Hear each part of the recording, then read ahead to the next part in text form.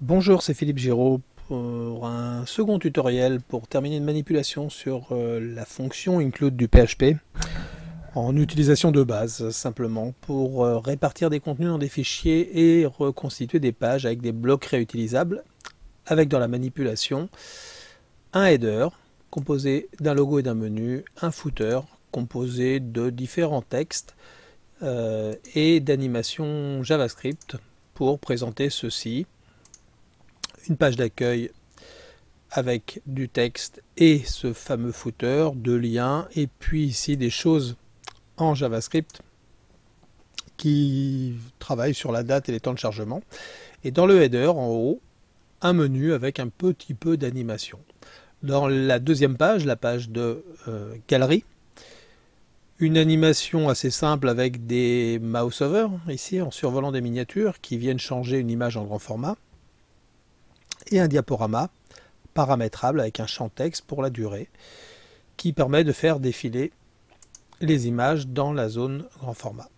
En termes de contact, un formulaire avec un contrôle de saisie et vous voyez qu'a priori il ne fonctionne pas très bien. Alors il fonctionnait avant le découpage, vous pouvez me faire confiance, ça veut dire donc qu'on a certes redécoupé et redistribué les contenus HTML dans différents fichiers, reconstitués grâce à des includes. Donc je vous rappelle le code ici qui dans chaque page va chercher le fichier include avant la zone de qu'on peut appeler le corps de la page, le bloc principal, et grâce à un deuxième include, le footer. Et pareil dans les trois pages. Alors ce que l'on voit ici, c'est qu'on a un JavaScript global ici, qui est appelé dans chaque page, ici, qui va chercher donc un fichier evt.js dans lequel il y a le code des événements externalisés du JavaScript. Alors, on a un petit souci de ce côté-là. Pour s'en rendre encore mieux compte, on va retourner sur la page d'accueil et je vais ouvrir la console de Chrome pour aller voir ici qu'on a des choses en rouge, et quand on a des choses en rouge dans la console, c'est jamais bon signe. Ça veut dire que généralement il y a des choses qui se passent pas bien côté JavaScript. Alors après, les conséquences peuvent être diverses. Vous avez vu que dans la page d'index et dans la page de galerie, les choses avaient l'air de fonctionner quand même assez bien. Pourtant, si je vais dans la galerie, vous voyez qu'il y a un problème aussi. Si je vais dans la page d'accueil, il y a un problème aussi. Donc, on a des problèmes dans les trois pages, sauf que 2 pages sur 3 ont l'air de fonctionner quand même correctement, et pas la troisième. Alors le problème il est tout simple, c'est que ça dépend dans le fichier JS à quel endroit apparaît l'erreur. Si l'erreur apparaît plutôt vers la fin, toute la partie avant l'erreur va fonctionner, et c'est ce qui se passe dans la page d'accueil et dans la page de photo. Mais si un code JavaScript est nécessaire après l'erreur, il n'est pas interprété et il ne fonctionne donc pas. Donc ça veut dire quoi? Ça veut dire que si on va voir dans le fichier JS, ici donc qui s'appelle dans mon exemple evt.js, dans lequel il y a certes une fonction de load, mais après des fonctions d'externalisation d'événements sur des images, ici, pardon, sur des options de menu ici, sur des images là, et ensuite des fonctions de diaporama et des fonctions de test de formulaire, et qu'est-ce que l'on remarque? Si je prends la page d'accueil et que je regarde l'erreur elle est toute bête. Ici, on a un code JavaScript qui essaye de définir un mouse over sur un élément qu'il n'arrive pas à identifier dans cette page-là. evt.js ligne 41, si je vais voir, la ligne 41, c'est quoi? C'est une référence à un identifiant qui s'appelle mini1, mais on aura le même problème sur les autres lignes si l'interprétation se continuait. Mini1, c'est quoi? C'est l'identifiant des miniatures dans la page de galerie, qui n'existe donc pas dans cette page d'accueil. Et donc le JavaScript, quand ici il essaye de créer un événement sur mini1, il n'y arrive pas, tout simplement. Donc ça veut dire qu'au même titre qu'on a découpé les fichiers HTML en morceaux, il va falloir aussi répartir les JavaScript. C'est-à-dire on va à partir de ce JavaScript répartir ce qui est nécessaire par rapport au header et au footer, donc nécessaire peut-être dans chaque page. Mais après, on va mettre dans un fichier séparé ce qui est spécifique à la galerie, ce qui est spécifique au formulaire, éventuellement ce qui serait spécifique à la page d'accueil, mais même si dans l'exemple, il n'y a rien de spécifique.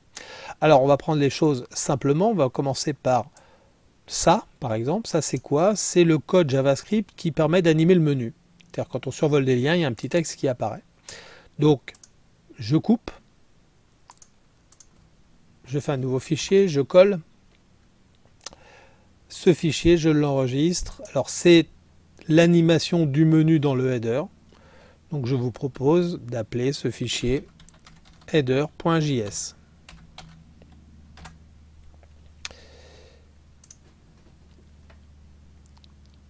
Ici, j'ai l'animation de la galerie, les survols des miniatures. Je coupe, nouveau fichier, je colle, je l'appelle gal.js.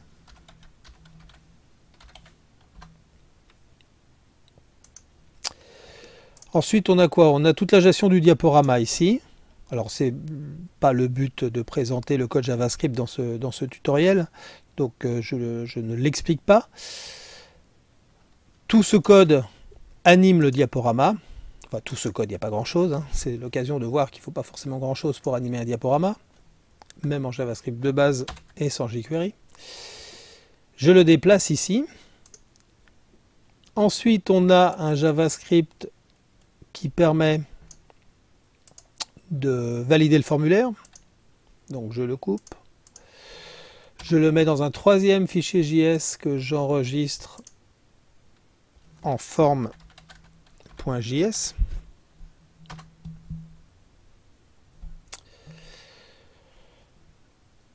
Alors, qu'est-ce qu'il me reste? Il me reste ici du code pour les deux liens qu'il y a dans le footer pour changer la feuille de style. Pareil, je coupe et je crée un fichier spécifique au footer, footer.js.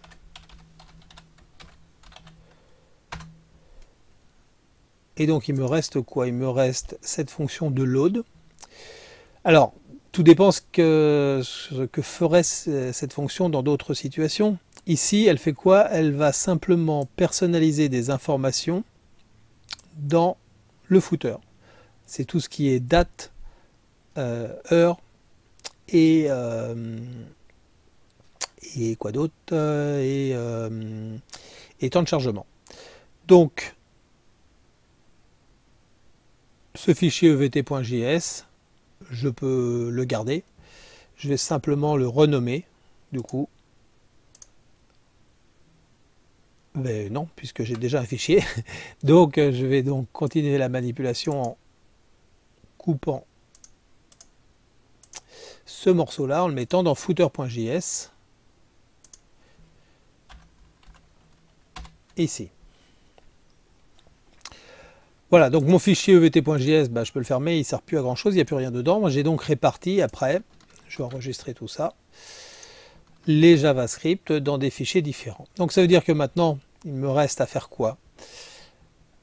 Dans la page d'index, je n'ai plus besoin de ça. Est-ce que j'ai besoin d'un JavaScript spécifique à la page? Non, il y a juste du texte, il n'y a rien d'animé, donc ça va suffire. Dans la page galerie, ai-je besoin d'un fichier JS? Oui, celui qui anime la galerie. Dans la page formulaire, ai-je besoin d'un JS? Oui, celui qui gère le formulaire. Et ensuite, les JS spécifiques du header et du footer. Je vais les appeler directement dans ces fichiers-là. Comme ça, quand on va faire l'include du header, on va faire aussi l'include du JS qui va avec le header. C'est comme ça qu'il faut comprendre les choses. Donc, header.js ici. Et dans le footer, même principe. Footer.js. Voilà, donc vous voyez que maintenant j'ai plus de fichiers, mais les choses sont très modulables. J'ai mes trois pages, index.php, galerie.php, form.php. Mon header.ic, mon footer.ic.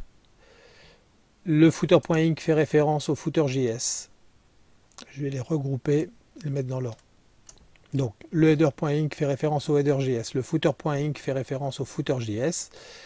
Le form.js va avec le form.php et le gal.js va avec le gal.php. Donc, chaque page va chercher, chaque page ou chaque fichier va chercher le JS qui lui correspond. Tout est enregistré. Je peux donc vérifier si tout cela fonctionne. Donc, je suis sur la page d'accueil, j'actualise. Vous voyez que j'ai plus d'erreur dans ma console, que mon menu fonctionne parfaitement, que dans le footer on voit l'horloge qui défile, ça a l'air de fonctionner.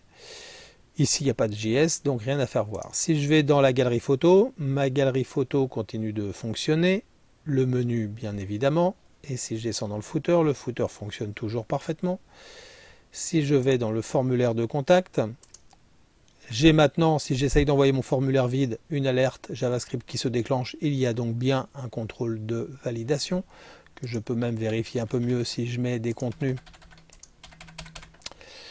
Vous voyez que ça va jusqu'à l'adresse mail qui en effet n'est pas considérée comme valide ici, donc avec une syntaxe qui ressemble à une adresse mail, arrobase et un point, et que maintenant mon formulaire part, donc le contrôle de saisie fonctionne parfaitement. Le footer et le header, eux, continuent à fonctionner.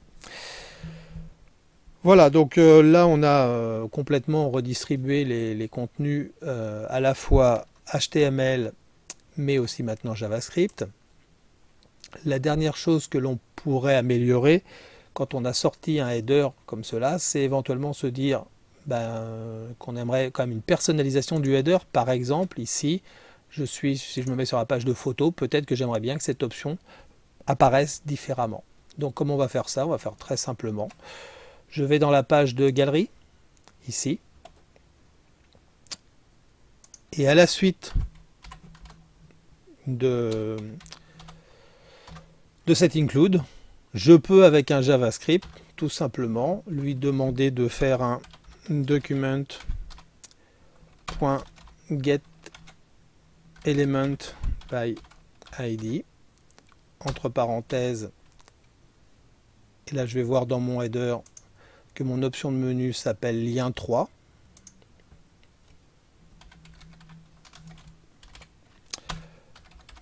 Un paramètre de style qui s'appellerait par exemple color égale red.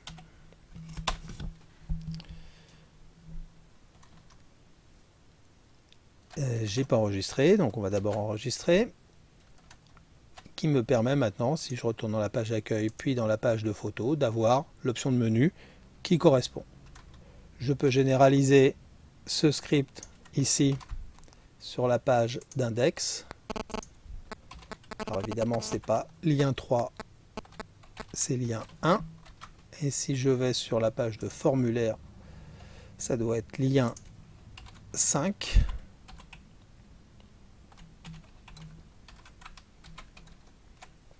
Et maintenant, j'ai mon option. Même si le header est séparé et réutilisé 3 fois, je peux y accéder pour le personnaliser complètement.